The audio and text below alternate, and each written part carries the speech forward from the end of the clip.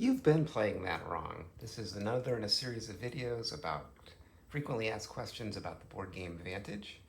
And today's episode concerns the two blue actions, move and depart. There seems to be some confusion about whether the depart action is also a move action for purposes of spending skill tokens and also for placing dice onto cards. The answer is yes.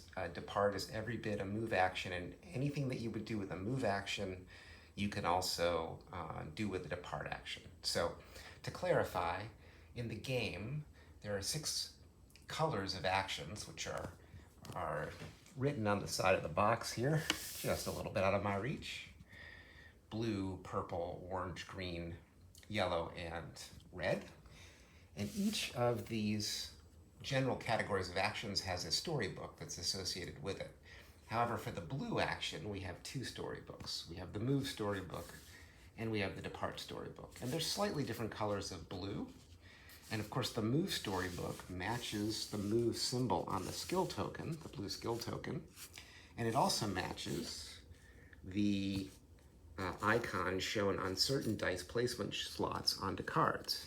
Okay, and the depart action, on the other hand, has a compass icon similar to the compass icons on each of the locations. Now, I've tried to create some spoiler shields so that I can do this tutorial with as little spoiling as possible, but inevitably I have to show a little bit of the game. So the general rule is whenever you are taking a depart action, you can treat it as a move action. You just have to make sure you read the right storybook for it. And then you can, again, place dice into spots that have that move icon on it, and you can spend skill tokens for that as well. So let's do I guess 3 examples. So imagine we're at this particular location here, and you can see the compass icon has 4 different directions. North and south have asterisks. East and west have numbers.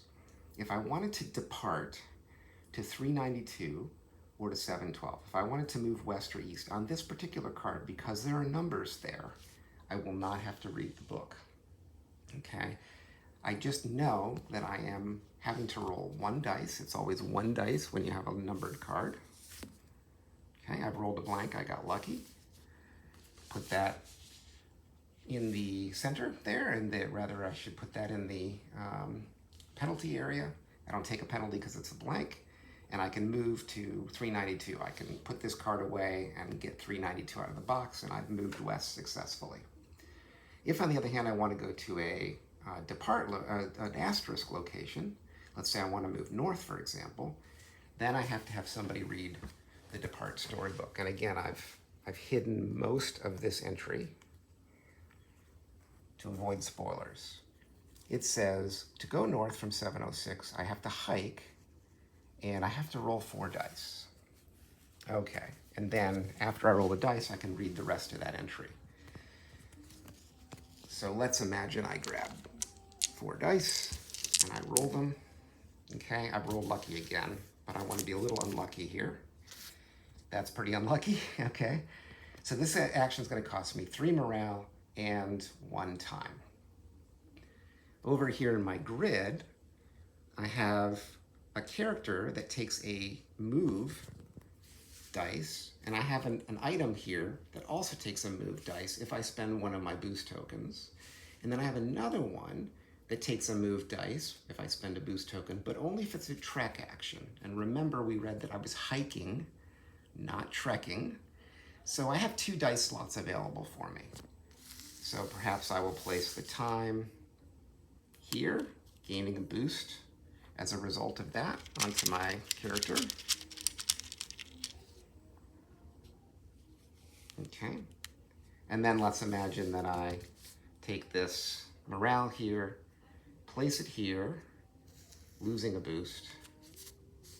But obviously I can't use the other slot because as we said, that slot's for hiking, not for trekking. So I'm going to have to take these 2 penalties, or maybe I'll re-roll the dice by spending boosts off my character, something like that. Okay, so let me reset this.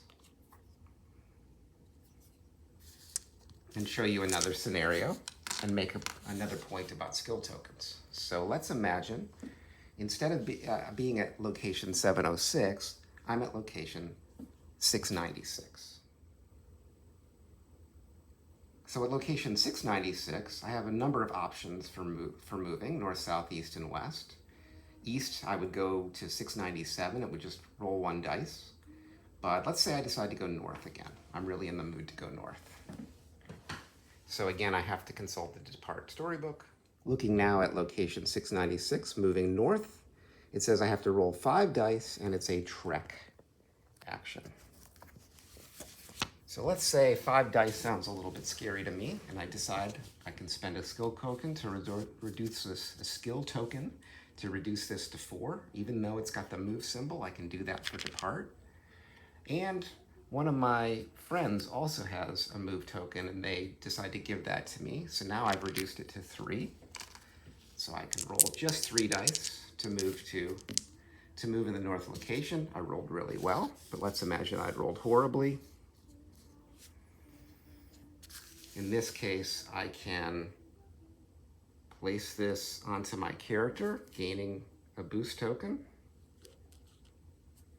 I can place this one onto my item, spending a boost token. And in this case, since it was a trek action according to the book, I can also spend a second boost token in order to take the 3rd challenge dice, and now I can read the book and I can find where trekking north from location 696 takes me. And that's how you use move tokens and move dice placement spots in order to do Depart actions, which is essentially the same thing. It just uses a different storybook.